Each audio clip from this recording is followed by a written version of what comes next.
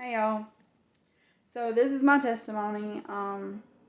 As I tell you this, just remember I'm not that girl anymore. She is dead. Um, by the grace of God, thankful for His grace and mercy. Um, tell you like Matt told you, I was lost, but now I'm found. Um, blind, but now I see. Um, so I'm just gonna tell you about like I guess the worst part of the things I went through. Um, I was married twice by the time that I was 22, and I was divorced twice by the time that I was 24. I had three children.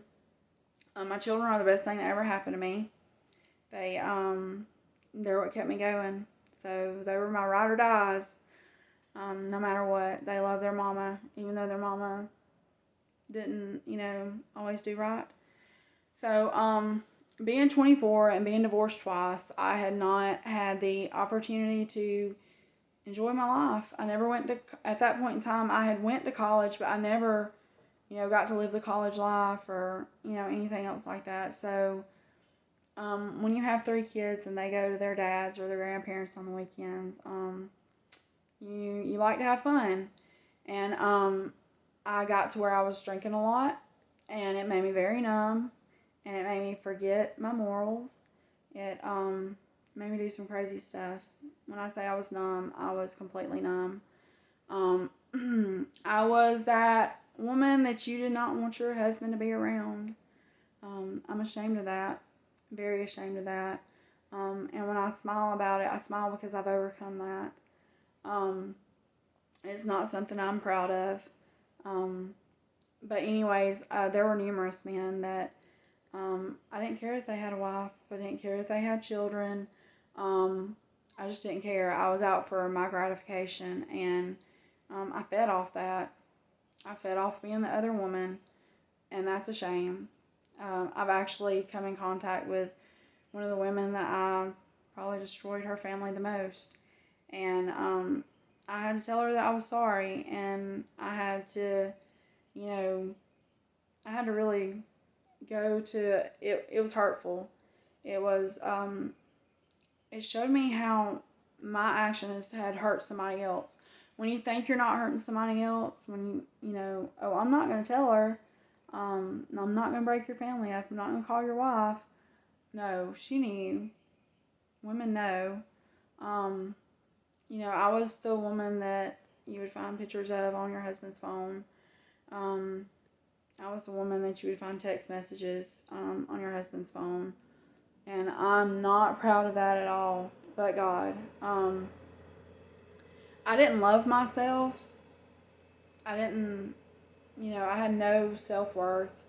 I didn't care. I didn't want to get married again because, look, by the time I was 24, I'd already been divorced twice. I mean, obviously, I didn't know what I was doing. Um, why would I want to do that again? Why would I want to go through that pain again? Um, anyways, so 8 years of being numb, drinking, taking pills because at that time you could get your doctor to prescribe you anything. So pain pills and let me just put it this way: alcohol, OxyContin, and Xanax will make you a very numb person. It will make you not care about anything. It will just numb you up. I was a It was bad. So, anyways, I'm lucky I didn't die. If not for God, I would not be here now.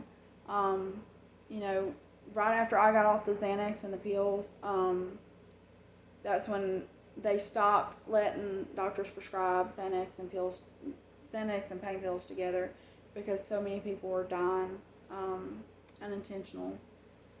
Anyways, so I was numb, very numb. 8 years, roller coaster life. I didn't put my kids first. I thought I was putting them first. I really did. I thought I was doing the best that I could, but I was really putting my needs before theirs. Anyways, I was being the best mother I could, or that I knew how to be. I was trying to give us a better life. I was going to school. I was working, but I was not paying my kids nearly the amount of attention that they needed. And there were a lot of things I was missing that there were signs of that I was completely missing because I didn't know any better. Anyways, so went through a really hard time with my kids. Let me back up. Let me tell you about the Come to Jesus meeting that I had. So for 8 years, I did a lot of stuff I shouldn't have been doing. Just talked about that. But in February of 2014, I really believe that it was Valentine's night. I was tired. I was tired of living the life that I lived. I was tired of letting guys, and let me tell you, letting people, because people don't just do stuff unless you let them do it. And if you say, oh, well, somebody does this to me, you let them do it. People aren't going to do stuff to you unless you let them do it. So let that sink in. Anyways, I was tired of letting people hurt me. I was tired of hurting myself. And I was basically tired of being a whore, honestly. I was tired of sleeping with married men. I was tired of having these dead-end whatever, because they weren't relationships. They were just dead-end. Nothing was going to ever come of it. So I was ready to settle down. I was ready to try to, live a family life again. And so I cried out to the Lord. And my exact words were, Lord, I am tired of living like this. Things have got to change. I'm tired of being the other woman. I'm tired of just being the booty call. I'm tired. I'm tired of being a player. My motto was, that if you want to be a player, I'd show you how to play the game. And I was not ashamed of that at the time. Anyways, I was tired of that. I was tired of all of it. And so I told the Lord, if it's meant for me to be a wife, to, to settle down and get married, Lord, it's got to happen soon. It's got to happen real soon because I'm tired of living this life. And, I fly out to the Lord. I'm an only child. And, Lord, if something were to happen to my parents, it's just me. Like, I don't want that. I don't want to be by myself. So I also told the Lord, this is crazy part, I said, Lord, if it's meant for me to be with somebody, make all these other men go away. Like, make it to where there's no effort on my part, that they just literally drop off the face of the earth. And I'll be darned. It happened. It happened real quick. Talking about like the next day. People would not even like answer my phone calls, text messages, nothing. And these are people I'd known for a long time.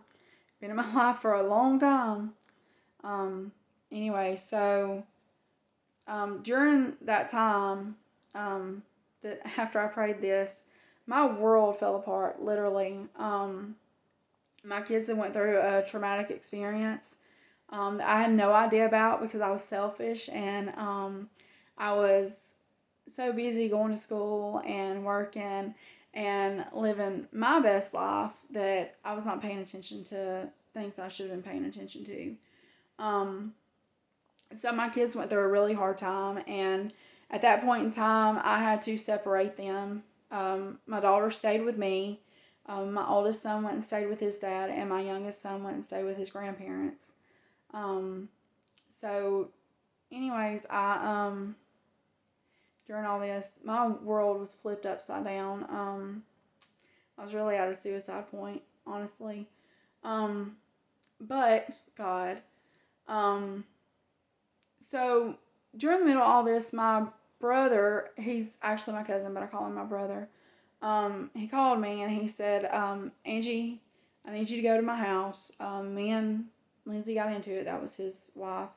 And I'm going to jail, but I want her to leave the house. And anyway, so me being the big sister I was, and the person that I was, I went over there and I was going to tell her she had to leave and all this other stuff. Well, I get there and she is high as a kite.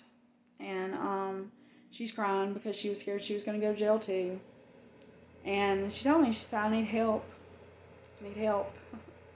So I'm fixing to make another video, so y'all just stay tuned.